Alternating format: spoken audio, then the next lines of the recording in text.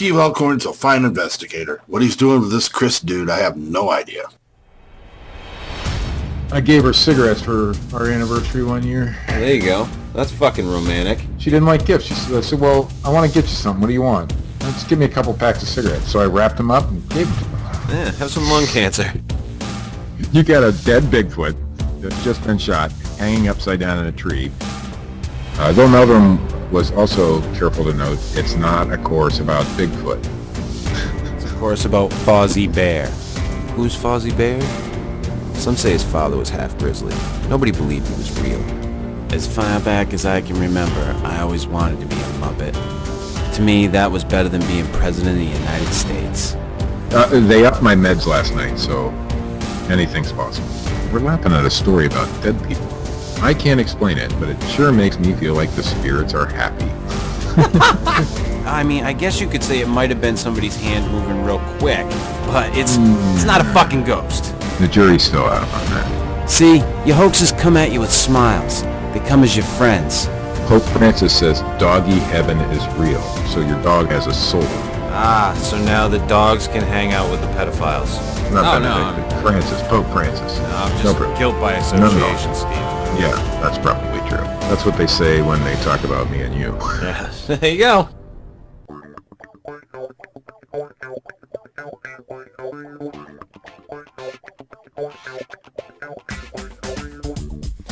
Good evening, and welcome to the Fortean Slip, episode 73. Do you believe this is 73? If I'm wrong, oh well, fuck it. It's 70-something.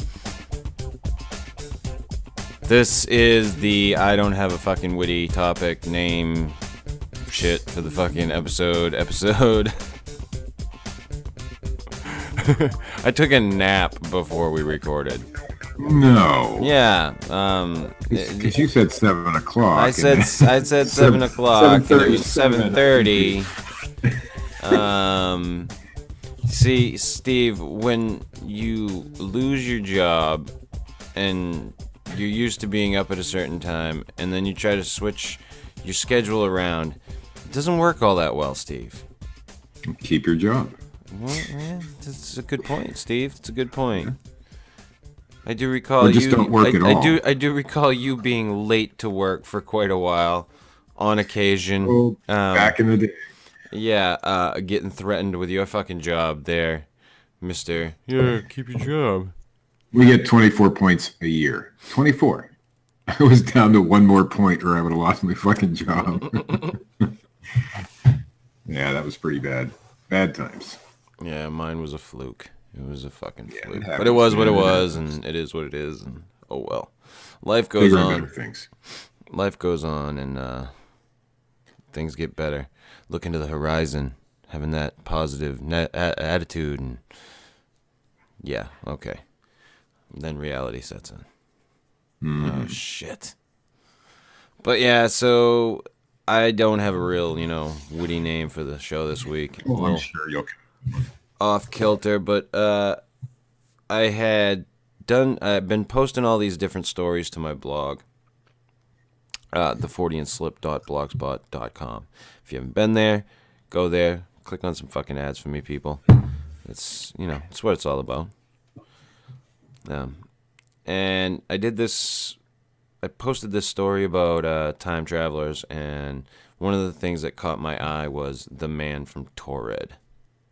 Now, we've gone down the John Titor route I don't know how many different times. We love John Titor. Fucking love this guy. John Titor had such an internet presence. That guy could have been a rock star. Whoever did that could have been a fucking rock star for a while. Like, even if they fucking were just bullshitting, they could have been a rock star. Because people were, like, following this and, like, digging into this and had to know about this. A guy started a whole website. This Oliver Williams guy started JohnTitor.com and fucking put all of his posts together. You know, then fucking in comes Larry Haber, and he's an entertainment attorney. And he's got his claws into the fucking John Titor book and says he's representing the family.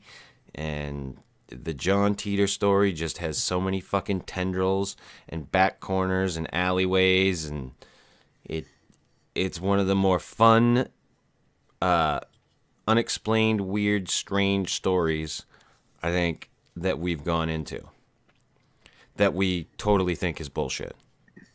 Well, even if it is bullshit, it's, I mean, to come up with all that shit and keep it going for as long as it did, that, that's something else. Well, some of the stuff that whoever this John Titor person was, whoever, this person was, they knew shit about Right.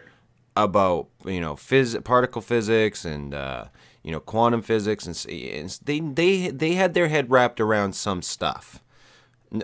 Albeit, were they a fucking genius? Did they know things that we don't? I don't know that, but whoever it was had enough of an information base to be able to talk about those things.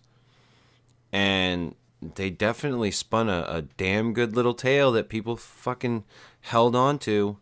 And the timing of the postings, I think, was right. If you've ever gone through and read them, the ones the end of 2000, beginning of 2001, it was right around the time of the George Bush election, when there was all that voter fraud and all that bullshit.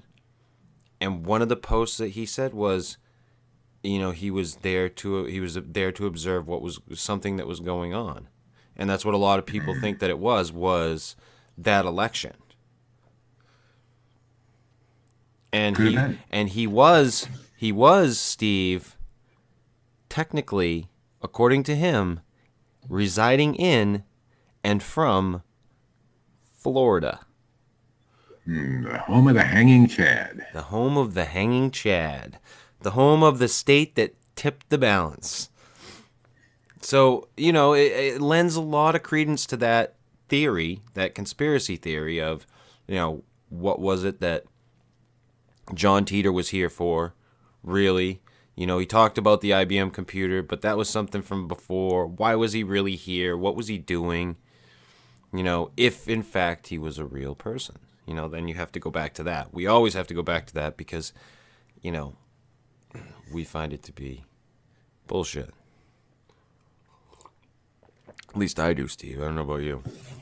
There's aspects of the story that, could be true, and he might have known a few things, but when you look at some of the things he predicted, of course, you always go back to that, what was it, the multi-world or multi-dimension thing where it could be anything. It might have happened on this timeline, but not that time. So there's no telling whether any of it was real, but fascinating, that's for sure. Our timeline is fixed, Steve. We're all good. Mm-hmm. Everybody's going to live happy, shiny lives. It's going to be wonderful. But because of our, big interest in John Titor, I came across the Man From Taured. And the Man From Taured may be not a better story than John Titor, but just a cool little thing that I think it kind of falls in the same vein. Similar. Yeah, it's very, very similar in the if you want to look at it as a multiple world theory. So this guy in 1954, I believe it was, shows up in a Tokyo airport. And he's bearing a passport like everybody else, but he gets fucking pulled off to the side because his passport says that he's from Taured. And, they ask him all these questions. What are you here for? What are you doing? Well, I'm here on business. I'm here for doing work for this company. But according to the company, they had no record of him working for them. He had a driver's license from Taured, I think they said. Mm-hmm. And, he seemed, normal. Just that he was from Taured, this place that was situated between France and Spain, where Andorra is. But, they actually had him try to point it out on a map, and that's where he pointed to. And so they didn't know what to do with him. I guess they put him up in this fucking hotel. put guards outside the door, and this is, as the story goes, the man from Taured disappeared. And Vanished. we like did, you know, I did a little bit of looking around, like we were talking about before the show, Steve, and that the story that I found on the Who Forted blog was probably the best one, or the most in-depth one that I could find. Right. And it's mainly a rehashing of everything else that's available. But I guess it originated, did I say, I said originated, right? It Wow. originated in the early 70s. It was in some book. And there was only like one sentence. So the whole story is really only one sentence long. But it is, I mean, all that information that he was from Taured, his visa stamps were, you know, stamped on his passport and all that. You know, it was all just basically one sentence story. But in that one sentence, you had all this information about a country that didn't exist and a guy who shouldn't have existed. The only thing I wanted to find that I couldn't was the guy's alleged name. Right. Because you could do more research that way. Right, and anywhere I looked, you couldn't find his name either. He's just the man from Taured. He's like the fucking man from Uncle. Mm-hmm. No, not at all. No, not at all. Not even a little bit. Maybe a little.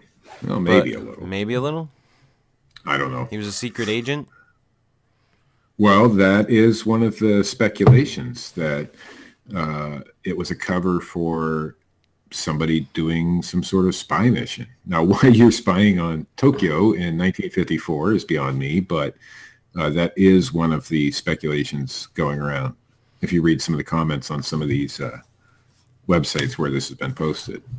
Well, you know, technically, you know, hey, we just kind of destroyed Japan in World War II, but, you know, people may have been keeping an eye on Japan to some degree. That's a complete possibility. I'm not saying that that's the truth. I'm just saying that that could be a possibility for that time.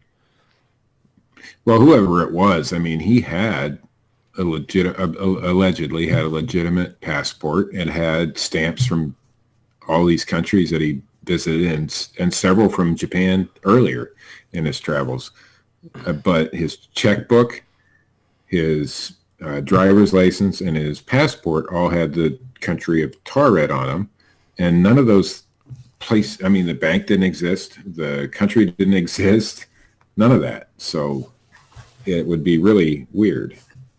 Yeah, so this looks like if it was if it is a true story, if this guy was from the fabled place of Taured, then it looks like it's one of those multiple world, you know, I don't know how he got here, but slips or whatever, you know, where a guy winds up somewhere else, you know, unknowingly. Because it looks like it's a case of he didn't realize what happened either.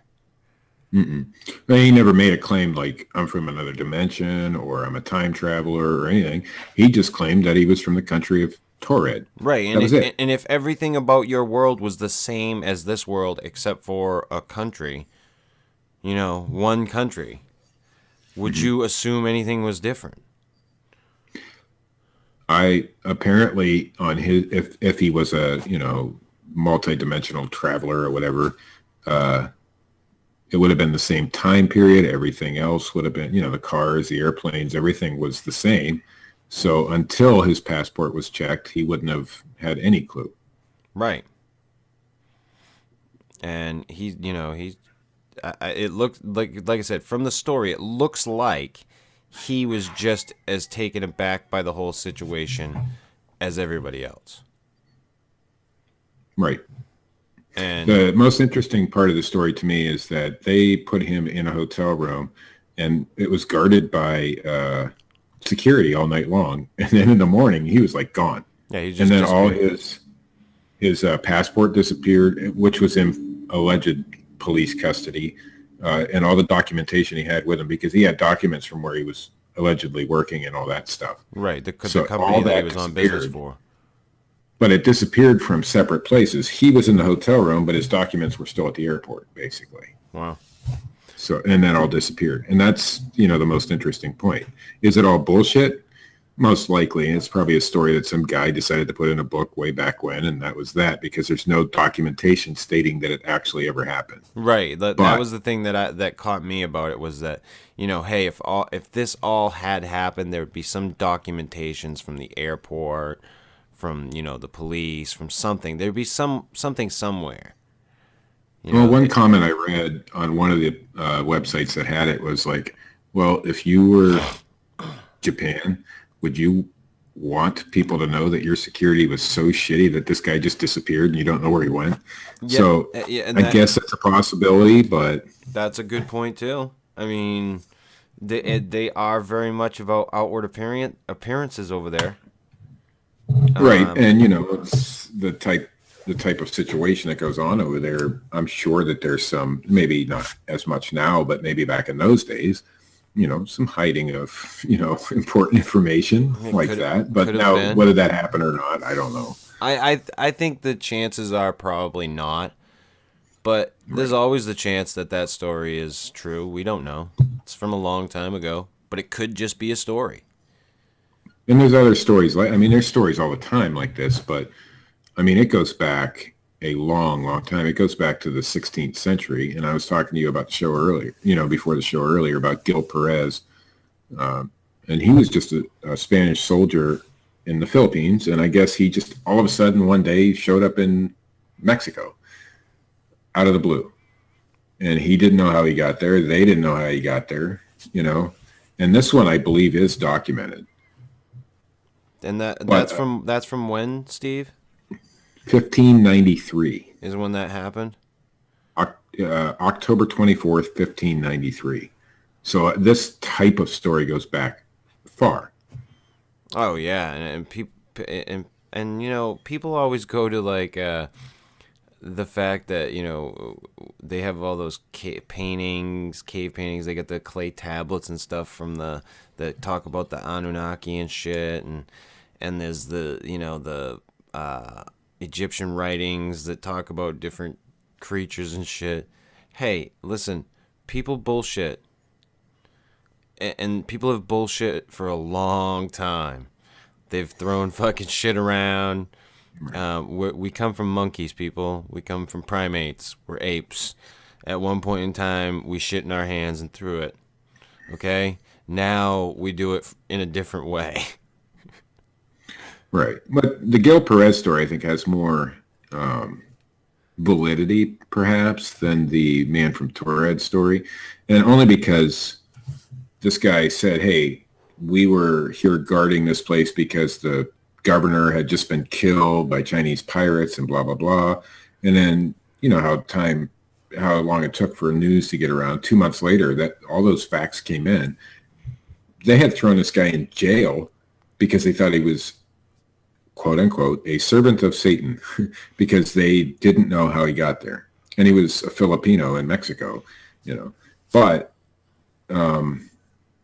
people had seen him in the Philippines on the 24th of October that year. So how could he be in two places at once, And quantum entanglement, Steve. Right.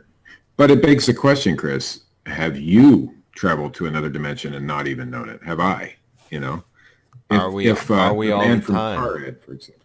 It could be. Maybe we're doing it with every step we take, with every decision we make. The man from Taured, he had no clue until somebody checked, if that's a true story. So something just seems out of place sometimes. Are we actually traveling into another dimension, or is it just happenstance? Well, I'm firm believers that we are time travelers, Steve, traveling 1 second per second into the future. I can't argue with that. I'm a firm believer in that. So, but as far as us traveling to different dimensions, I don't know that I don't personally know that it is possible. I can't say that it's not. I think there was was it a Twilight Zone? Or I don't know if it was something like that, but there's an old story about an entire airplane that was like, it just vanished in thin air. You ever hear about that one? No. And they never found the plane or anything. It didn't crash. MH370, yeah, it happened not that long ago from Malaysia. No, it was a different one. They never did find that one, did they? No, they haven't. But no, this was a long time ago. I guess the airplane, vanished out of thin air. They never found any, and it was over land, not over water, apparently. But they never found anybody, and the speculation was that they traveled either in time or to another dimension. So these stories are out there, and some of them can be documented as at least partially true. The Man from Taured can't because nobody has the guy's name or anything. Any But documentation. why would you make that up? I mean, I don't know. If it's true, why would you just change one thing about the entire world? The name of your country. Why would you go through the Well, extent of making if it's a not passport? true based on the person who put it in their book, then it could have been somebody Right. saying, "Hey, this would be a cool little story." I To guess it add. was in with other similar stories, of people out of, I don't know what the real term for it is, but we have out of place artifacts, so we could say out of time people or whatever. So it was in with a bunch of those kind of stories originally. Right. And like I said, it was only one sentence long, but it's the one I think that had the most life to it because we're still talking about it today. And it Right. is a cool story. It's an interesting little story, is what it is. Is there's not too much for it. It doesn't go like way in depth. It's just a really simple tale. And like you were saying, I guess I never checked into the book, so I didn't know it was like just this one sentence or so in this book. But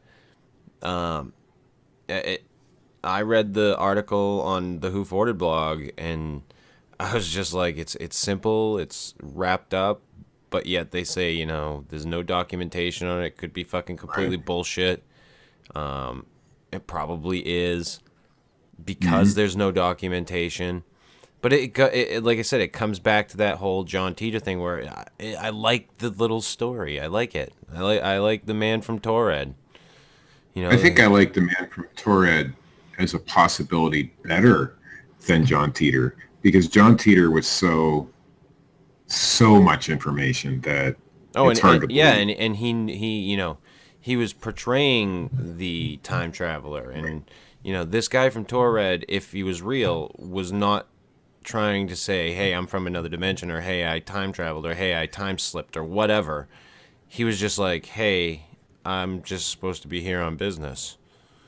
But I mean, if the story's real, he had reservations at a hotel and everything. Of course, none of it existed because he was allegedly out of time or out of dimension or whatever. So, but it's still like a very simplistic story. It didn't take somebody a long time like the Teeter story to come up with all this bullshit. Simple story, just a little blurb, one sentence in a book, but the possibilities are cool.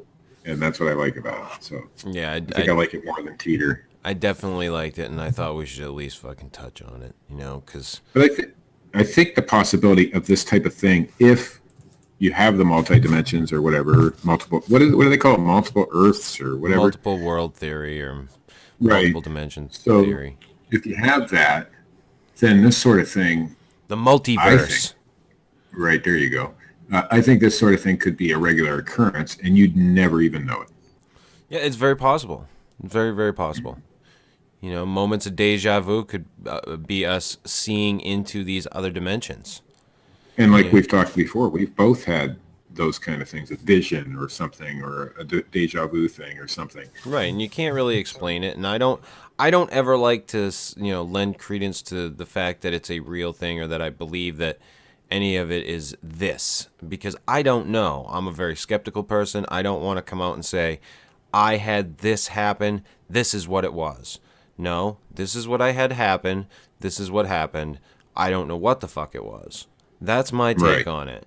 I don't want to ever come off like that I know for a fact that I had a vision or that I right, saw a ghost or that I saw a UFO because that's not the case. I saw something or I had an experience. Whether or not those things are what they seem to be or whether or not they were something else, I personally don't know. I don't have enough information. All I can do is relay the story, which at this point, Right. that's all that it is. And that kind of brings us around to, I wanted to kind of go into this just a little bit, Steve, before we wrapped up into the news. Yippee. The Sasquatch Chronicles debacle. I wound up getting sent to me this PDF file, compiled on the 20th of April, 420 for those of you who celebrate. I could personally give a shit myself. Don't give a fuck about smoking weed on a certain day. No. But There this shouldn't was, be just one day. yeah, exactly. Come on now. There's all kinds of other days in the year, people. Right. But this woman, I want to say woman. I think it's a woman if the name is It's a Alana. woman for sure. Yeah, it's a woman. Alana Enos or Ennis, or I don't know how the fuck you pronounce that. Yeah. Do believe she's from Australia. Went through and compiled like everything that went on with this whole debacle. She went balls deep, people. If you want to look into this thing, it's the Sasquatch Chronicles Revealed. Steve's read a little bit more about it than I have. Yeah. I didn't. I cursorily looked over it and went, "Wow." I read through the PDF that you sent me, and I didn't get a chance to fact check what she did, but I'm pretty certain, because I've seen it other places, some of the information that she did a pretty good job at, well, basically debunking the story. And that would be the story of Wes and Woody's sighting. Right. Nothing about the Bob Garrett stuff. It's all about the original sighting by those two gentlemen. And I guess originally they came out anonymously, and they went to the I forget the name of the research organization, but in the mountain that they said it wasn't the right one, because when they gave the coordinates they were wrong, and she talks about that. She talks about the fact that the moon had already set at the time that they said that there was a full moon, and then the solar flare story was bullshit. Well, she didn't say that. I mean, she pretty much did it. she documented In a it way. based on what the information for those dates was concerned. Right. She didn't make an opinion one way or the other, but obviously the opinion is that the story's bullshit, because the solar flares did occur on those days, but they were pointing away from Earth. You would not have been able to see them. Because when the full moon story kind of fell through, they went to solar flares, and maybe that's why it was so lit. But in the original story, several times they had said the full moon was to our back or whatever, and so it just turns out to be a bunch of bullshit. And she did a great investigating job. She actually talked to, what's her name, Shannon LeGros. And the gentleman's name, oh God, Will Jevning. Will Jevning, yeah. She talked to both of them and got their side of the story. I don't know that she tried to contact the other guys, but she did a good little piece of investigative work there, and I give her props. She did better than I could have done, I think. Yeah, that's very well put together. If anybody wants to take a look at it, I don't know where you can get it, but if you look up, the Sasquatch Chronicles Revealed and Alana Enos, Ennis, I'm sure you'll be able to come across it. It's definitely an interesting read. Perhaps, Chris, one of us can contact her or try to contact her. I know she's on Facebook. Maybe she'll let us repost it on the Fortean Slip blog or something. The blog, or maybe she'd be willing to do a small interview. Who knows? Hey, that would be cool too. That would be cool too. So, well, I want to start. I just want to say one thing about her. She was a believer in the story before she got into all this, and then things just didn't add up. And so she kind of went from a believer to, hey, wait a second here, let's do some checking. and that happens a lot in these in these instances. You get into these stories, this information, these types of cryptozoology encounters or paranormal encounters, and you just keep finding out more and more and more that it's a lot of horse shit. And you got to sift through a lot of horse shit. It would have been nice had her investigation turned up the other way. You know, okay, yes, there was a full moon, or the solar flares were here, or it wasn't foggy, or, you know, that kind of thing. But it didn't happen that way. Right. And that's the way it happens 99% of the time. So, it doesn't surprise me at all that these guys tried to pull one over on people. It doesn't surprise me. I've seen it happen. Oh, and the one other thing, and I don't want to forget this, the Sasquatch Chronicle name is actually a registered trademark to somebody who nobody even knows. I mean, he owns some companies and shit. It's all in her report, and it's a whole fucked up. I don't even call it a debacle anymore. It's a fucking disaster, is what it is. Yeah, and then you get into the Bob Garrett shit. Add that on top of this. There are those who believe that they may have taken advantage of Bob Garrett, which is a possibility. I don't know, because of his, maybe perhaps his failing health or something like that. I won't go into what I've been told about that, but that's part of the story, that these guys kind of took Bob Garrett and ran with this shit, because all the stuff that comes out about Bob, not that Bob's, Bob is what Bob is. I'm not going to make any claims about what type of person he is. I don't know him. We talked about this on previous shows, and he did say some of these things, but they took the ball and ran with it, Wes and Woody. So yeah, I think that it's perhaps a little maybe taking advantage of a situation, and then maybe Bob just going along with it because it's what you do. Your name's attached to it now. So right. But, I just find it to be indicative of what happens, and I've talked about this many times, is that, people want to get their name out there, so they say, oh, I can do this, and it happens a lot. It happens a lot more than people think. It happens fucking daily. Yeah.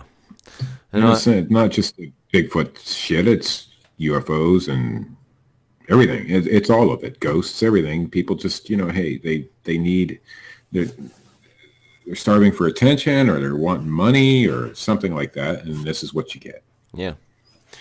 On that note, Steve, you got any news? I got a lot of news.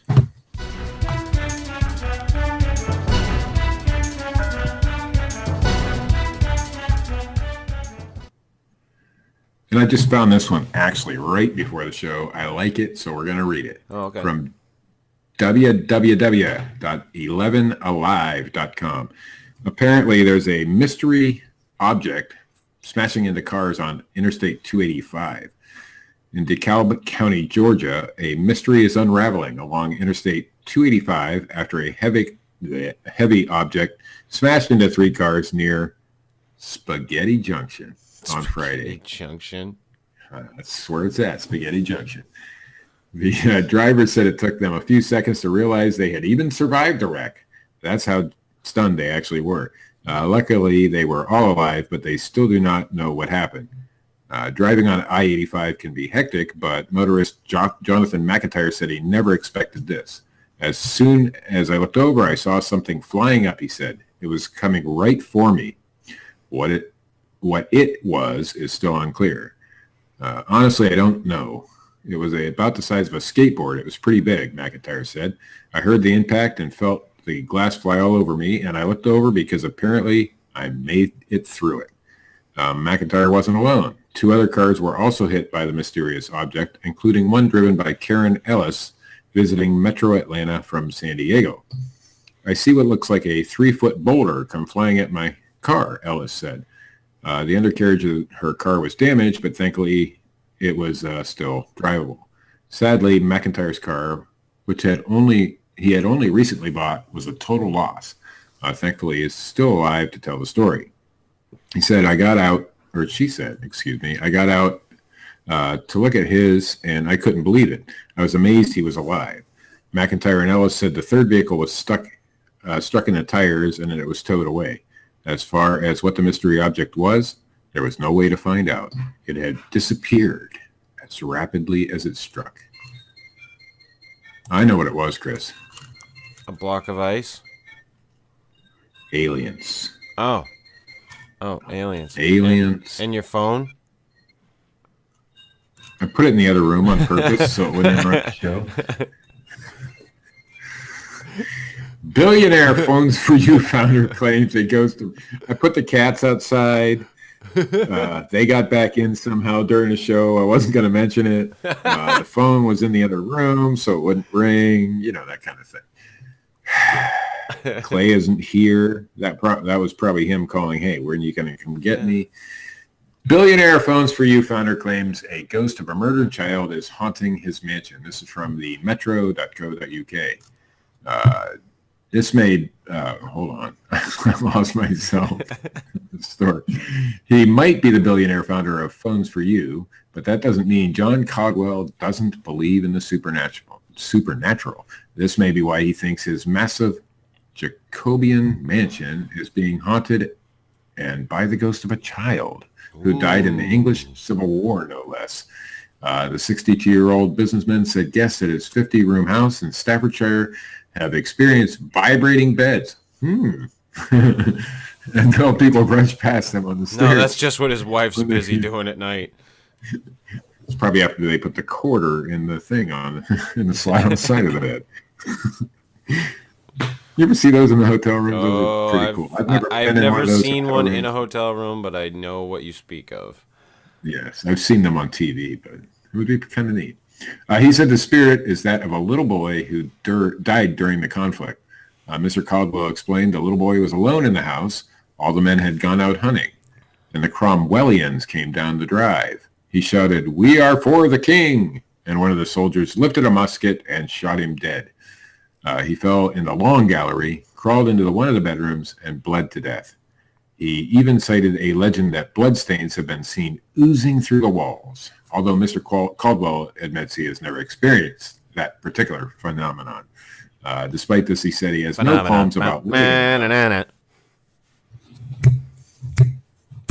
No. And it's just the ghost is friendly. People who think they are in tune with the spirit world always say they can feel something, but it's warm, not malevolent, he said. They can feel something, but it's warm. It's the gentleman pissing on them. And the best story of the evening from the metro.co.uk as well. Remember your loved ones by putting their ashes in a dildo. Yes. How do you want to be remembered when you die? That's what I want, Steve. Put my ashes in your dildo, honey. Would you choose? How about having your ashes used in a sex toy so your partner can remember you more? So your partner can remember your more intimate moments together. Probably not the most obvious answer, but designer Mark Sturkenboom hopes it will catch on. Yeah. He created a memory box that includes, more conveniently, a necklace and an amplifier for playing music that reminds you of the deceased. There's also a scent diffuser in a gold-plated urn. But let's be honest, it's the dildo containing the ashes of the owner's dearly departed that really grabs the attention. Explaining his bizarre invention, Mr. Sturkenboom said, after a passing, the missing of intimacy with that person is only one aspect of the pain and grief. This forms the base for the 21 grams, the urn offers the possibility to conserve 21 grams of ashes of the deceased and displays an immortal desire. He continued,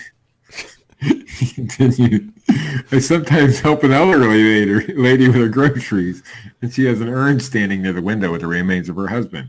She always speaks with so much love about him, but the jar he was in didn't reflect that at all. In that same period, I read an article about widows, taboos and sex and intimacy, and I thought to myself, so, can I combine these themes and make an object that is about love Jesus fucking Christ. Intimacy? The box is called 21 grams, said to be the weight of a human soul, and that was his answer. And that, Chris, is the news. 50 Shades of Ashes. Holy